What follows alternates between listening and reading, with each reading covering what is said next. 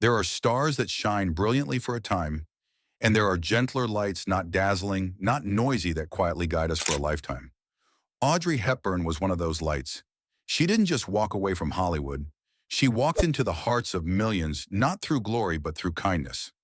This is the story of a woman who chose to leave the spotlight, to find something far more beautiful: life, love, and compassion. There was one thing Hollywood could never understand about Audrey Hepburn: that stage lights could never warm the wounds of a war-torn childhood. Audrey did not grow up among glittering gowns or dazzling runways. She grew up in war hunger and fear, hiding in bomb shelters in the Netherlands. While other children played in the streets, Audrey and her mother ground tulip bulbs into powder just to survive. Hunger, cold, and the silence of bombs taught her a lifelong lesson. True light comes from kindness. And yet a few years later, that slender girl walked the red carpet of Hollywood as though she had been born for it. Roman holiday made Audrey a star overnight. Her delicate features, expressive eyes, and graceful gait captured the world's heart. But what the public saw was only a small part of her. Behind every gentle smile on camera was a sensitive soul yearning for peace. Behind every glamorous Givenchy gown was a woman constantly asking herself, is this the life I want? Hollywood loved Audrey because she was unlike anyone else, and for that very reason, it never truly understood her. Audrey began to feel like an actress in her own life. The sweet, lively roles no longer reflected a woman grappling with private grief. Her marriage to Mel Ferrer was falling apart. Miscarriages tore at the heart of a woman who longed for a simple family. The cameras kept rolling, the scripts kept coming, but each day Audrey felt more lost in the city of dreams. Then one day while filming Wait Until Dark, Audrey realized she could no longer pretend. Not on screen and not in life. The question was no longer, what's the next film, but rather, what have I missed by always standing in front of the camera?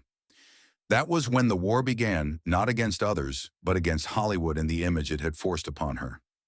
Audrey didn't shout or fight with bitter words. She simply disappeared.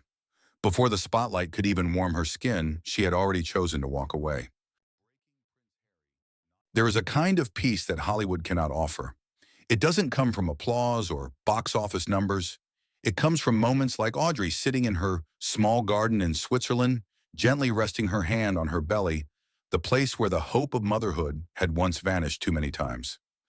After parting ways with Mel Ferrer, Audrey didn't return to the screen. She married again, this time to an Italian doctor, Andrea Dotti. They lived quietly in Rome, and this time her pregnancy blossomed into joy. Luca Dotti was born not as a celebrity child, but as proof that motherhood had not turned its back on her. Audrey spent the following years being a mother in every sense. No full-time nanny, no assistants trailing behind. She took her son to school, packed his lunches, and chose to stand behind the camera rather than in front of it. A day at home with my son, she once wrote, is worth more than any Oscar. To Audrey, each one of Luca's small steps was more precious than any beautiful film. She knew the taste of loss, of a childhood lost to war, of babies who never took a breath. So when she finally had a family, she held on to it as if it were the last light left after a storm. Hollywood isn't used to stars stepping back at their peak. Reporters asked, "What have you been doing all these years?" Audrey answered with a gentle smile, "I've been being a mother." To her, that wasn't an excuse. It was the finest answer she could ever give. During those years, Hollywood moved on with new stars, new stories. But to loyal audiences, Audrey Hepburn remained unchanged. The woman in the black dress, her hair in a chignon, her gaze distant, but this time that gaze pointed homeward. To some, her exit was a loss for cinema. But for Audrey, it was a triumph, a victory of choice. She chose right. Not the lights, not the glory, but the call of small things: a child's laughter, a family meal, a tiny hand gripping hers on a cold night. Hollywood may not have understood, but mothers did, and they understood it deeply. There is a quiet reckoning that all who've walked through fame must face, that moment when they look in the mirror and no longer see themselves. For Audrey, that moment didn't come with age. It came with the feeling that she was losing touch with her truth. In the late 1960s, Audrey still graced magazine covers across the globe. Every photo was a work of art, every dress a fashion statement. But behind the carefully applied makeup was a woman beginning to doubt not her beauty, but the meaning of her presence in a world obsessed with appearances. She once wrote in her journal, "I've begun to fear the camera, not because I'm aging, but because I no longer want to pretend." There's a certain loneliness reserved for the famous, the kind that applause cannot silence, the kind praise cannot soothe. Audrey felt out of place among her roles. Scripts grew shallow, heroines stayed forever. Young love always prevailed, but her reality was much different. She had lost children, battled depression after miscarriages, spent nights crying through a failed marriage. So why keep playing cheerful, dreamy girls who knew nothing of pain? She asked herself if cinema only reflects the pleasant, who will speak of the rest of life, the scars, the frailty, the moments we want to give up. That question echoed in her mind, especially after becoming a mother again. In her son's eyes, she saw real life, no acting, no costumes, no direction. Just pure love. So Audrey began saying no, not because she was past her prime, but because she could no longer lie to herself. She stopped accepting roles, stopped appearing in public, stopped being an icon. Instead, she searched for stillness, the one thing Hollywood never knew how to protect. A reporter once asked, "Are you afraid of being forgotten?" Audrey answered without pause, "I'm not afraid of being forgotten. I'm afraid of being remembered as someone I no longer am." The answer didn't make headlines. But for those who've quietly stepped away from a life that no longer fits, it was the most honest confession. Audrey chose to step out of Hollywood's spin, not because she was weak, but because she was strong enough to be true. And sometimes that's the hardest battle to fight. In 1988, as many of her peers looked back on past glories, Audrey Hepburn quietly laced up canvas shoes, picked up a backpack, and stepped into a different journey. No red carpets, no reporters, no Givenchy gowns. Just dusty roads, barefoot children, and eyes too tired to cry. Her first trip with UNICEF was to Ethiopia, where famine had turned children into hollow frames, with sunken eyes and bloated bellies. Audrey stood in a refugee camp watching a baby girl lay in her mother's arms, too weak even to wail. A relief worker whispered, "She's too far gone to make a sound." Audrey turned away, hand over mouth, tears spilling. Not out of fear, but because her heart had cracked open. She had known hunger, illness, and war, but never had she seen hunger so deep that it silenced a child. In an old notebook, she wrote, "I've stood before hundreds of cameras, but I never felt truly seen until a child in Sudan looked at me. Not with fear, not with expectation, just with a question I couldn't answer." From then on, she no longer called these trips missions. She called them homecomings, returns to her truest self, to her deepest empathy, where a bowl of porridge or a lullaby meant more than 1,000 film lines. She went to Bangladesh, Somalia, Vietnam, Brazil. Each country held a different kind of ache. Each child opened a door to sleepless nights. But Audrey never turned away, never excused herself with, "I'm just an actress."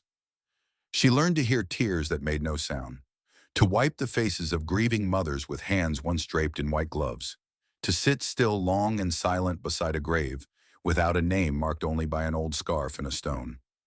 There she understood fame can touch fans, but only compassion can touch hearts. People asked, "Do you regret leaving Hollywood?" Audrey gently shook her head. "I never left anything. I simply went to find what matters most." And what mattered most wasn't being known by the world. It was not turning away from the cry of a child who deserves to live. Not everyone supported Audrey's path. In Hollywood, absence often looked like failure, and silence like hers was mistaken for fragility. Headlines cooled Audrey Hepburn's "Time has passed." Young directors muttered, "She doesn't fit today's taste."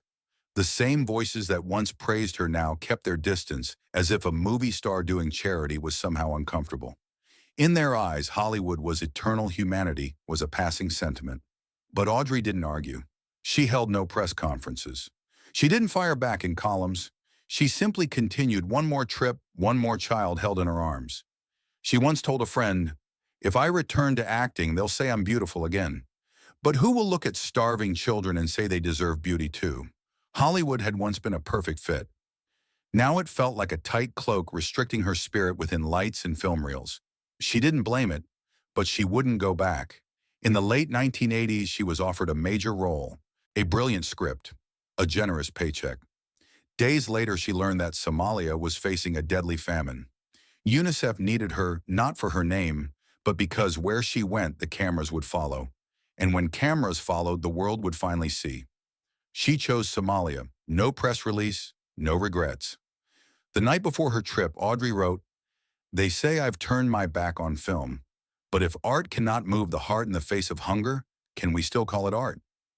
In Hollywood, her photos had always been airbrushed, curated, but in Mogadishu, there was one photo no one touched: Audrey, cradling a little girl in worn fabric, her eyes full of tears, tender and helpless. That photo never made a museum wall, but it pierced millions of hearts. Audrey didn't need Hollywood to remember her. She needed the world to remember those children. And when Hollywood turned away, Audrey became her truest self. Not a role, not a symbol, but a woman who chose love over legacy.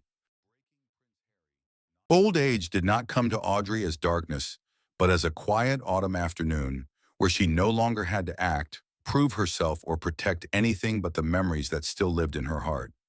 In her little home in Tolochenaz, Switzerland, she began to slow down. Each morning she watered her white rose bushes, walked the garden paths, and picked up fallen leaves with her bare hands. The little dogs ran at her feet, and her son Luca's laughter drifted through the scent of tea and freshly baked biscuits. There were no sound stages, no couture gowns, only peace, the thing she had searched for all her life. Then on a quiet afternoon in 1992, the doctor said the word cancer.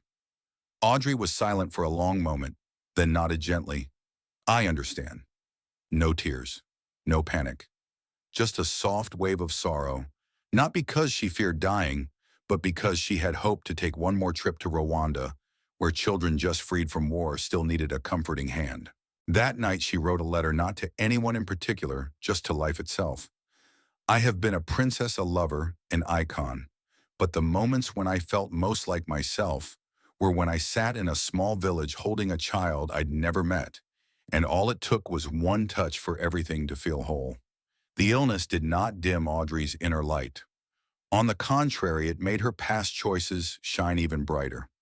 Friends came to visit and none heard her complain. She shared old stories with a soft voice, smiling as she recalled the travels, the mother's embraces, the silent gratitude in children's eyes. One day Luca asked Mom, "Do you feel sad not being on screen anymore?" She stroked his hair and said softly, "When you hug me, when I see a child with a full belly, I'm already standing on the most beautiful stage, sweetheart." That wasn't a rehearsed line. That was her final truth. And in her final weeks, the woman once called Italy's muse, France's icon, America's darling, returned to being the little Dutch girl who once danced in a bomb shelter. No spotlight, no cameras, just a gentle light radiating from her heart. And that light, even in the end, never went out. When Audrey Hepburn passed away in January 1993, there was no grand state funeral, no orchestra farewell, no glittering tributes from stars. But in a small village in Somalia, a middle-aged woman who had once held her baby in Audrey's arms whispered to her neighbor, "That woman came. She listened to me." In the mountains of Vietnam, a nurse who once received a shipment of vaccines after Audrey's visit still kept a faded photograph of her, blurry, indistinct.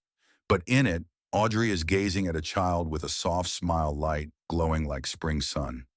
Hollywood never built a statue for Audrey, but in the places she touched, hearts became the true monuments. No golden frame, no awards. Audrey left her legacy through the life she chose, through her decision to step away from being immortal in order to be fully human. Her son Sean Ferrer once shared, "My mother never taught me who to become. She just taught me to look at someone else's pain and not turn away." And from that lesson, the Audrey Hepburn Memorial Fund was born, not to preserve fame, but to continue the work she once did, bringing clean water, food, medicine, and hope to the most distant places. Year after year, millions of dollars have been raised, hundreds of thousands of children saved, not under the shadow of a star, but beneath the warm light of a mother who chose humanity over prestige. There may come a day when people forget what Audrey wore on the red carpet, but they will never forget the image of her kneeling in a parched field, cradling a child, as if she were holding her own lost childhood.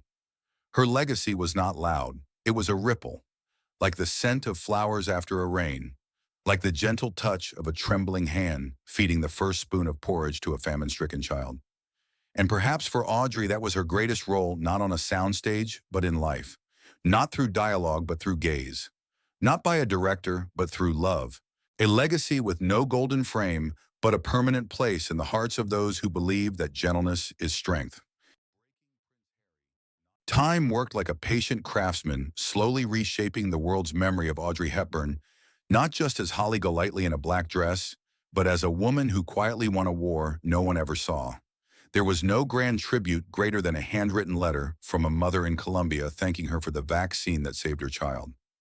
No award more precious than the smile of a little boy in Ethiopia, whom Audrey held not because of who he was, but simply because he deserved to be loved. Audrey did not defeat Hollywood with rebellion. She won by saying no. Not a defiant no, but a gentle one. No thank you. I don't need another role. I need something more real. She didn't fight to be right. She didn't debate the headlines. She simply lived by what she believed, that if fame could help a child survive the night, then that was the only spotlight that mattered. And so she won. A victory without applause, but radiant like dawn, quiet, but undeniable. There's a photograph taken after a mission in Bangladesh. Audrey, exhausted, sits beneath a tree, legs crossed, arms wrapped around her knees, her blouse stained with mud.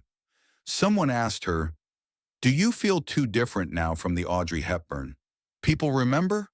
She looked up, eyes shining. "I've never felt more like Audrey Hepburn than I do right now." That was the truth the world saw too late, that true victory isn't being remembered for beauty or talent, but for the courage to live by the heart, even when it means letting go of everything others call success. No monument could hold Audrey's name. She didn't belong to cold stone or polished bronze. She belonged to living memory, where children survived because of her choices. In a noisy world, she chose to whisper. In a time that demanded display, she chose to vanish. And in doing so, she remains eternal. Audrey Hepburn did not conquer Hollywood. She transcended it. A quiet belief found its way into the hearts of women everywhere. After watching how Audrey lived, that sometimes you don't need to shout to be heard. You don't need to fight with fists to win. You don't need to harden to survive a harsh world. You only need to remain yourself, gentle, steady, and unwilling to betray your heart. Throughout her career, Audrey had been told she was too fragile, too quiet, too different. But it was exactly those things that made her irreplaceable. No one else was her, and no one else could live her truth. In Hollywood, perfection is prized, but Audrey, through her honesty, showed that imperfection is what makes us human. She never hid her wounds. She never denied her past. She had felt deep sorrow, disillusionment, the heartbreak of children who never came. But she never let those things take away her light. She preserved it not for herself, but for those walking behind her through darkness. Many believe strength is standing tall in a crowd, confronting, challenging. But for Audrey, strength was walking alone, choosing a different path, stepping back when others only knew how to press forward. One day, Luca asked her mom, "How do you know when it's time to stop?" Audrey placed her hand on his shoulder and whispered, "When you no longer hear your heart speak, that's when. Not because you're weak, but because you're honest." That stayed with Luca forever. Just as Audrey lives on in the hearts of so many, not as a star, but as a woman who lived with both heart and truth. No weapons, no slogans. She entered this world with kindness, and that kindness became a strength no one could erase. She once said, "I believe in pink. I believe in miracles. I believe that smiling is the best way to face every day." A faith that seems delicate but was strong enough to make an entire industry pause and listen. Audrey Hepburn's life did not end in her final days, nor did it close at her cottage on a Swiss hillside resting among white blossoms. Her life continues still in the eyes of a nurse who chose social work after seeing Audrey cradle a child from famine. In the footsteps of a woman who became a volunteer after reading her story. And in every viewer moved not by a role, but by a woman who stepped off the stage and into humanity. Audrey's presence was never loud. It was like a soft piano melody only heard when you quiet the noise inside, and once you heard it, you never wanted to forget. Not everyone is brave enough to walk a path few have taken. Not everyone is strong enough to say no to glory. But Audrey did it with an odd sort of grace, as if stepping away from the spotlight wasn't a loss, but a gift. a gift she gave to herself and to the world. So if one day you stand at the edge between brilliance and truth, between being known and being needed, between continuing or pausing to hear what your heart says, remember, Audrey. Remember that once a woman stepped out of the frame and into life with silent love and a heart that never needed to be seen to matter. Because sometimes the most beautiful thing we can leave this world is the gentle trace of someone who once passed through and chose love over being noticed.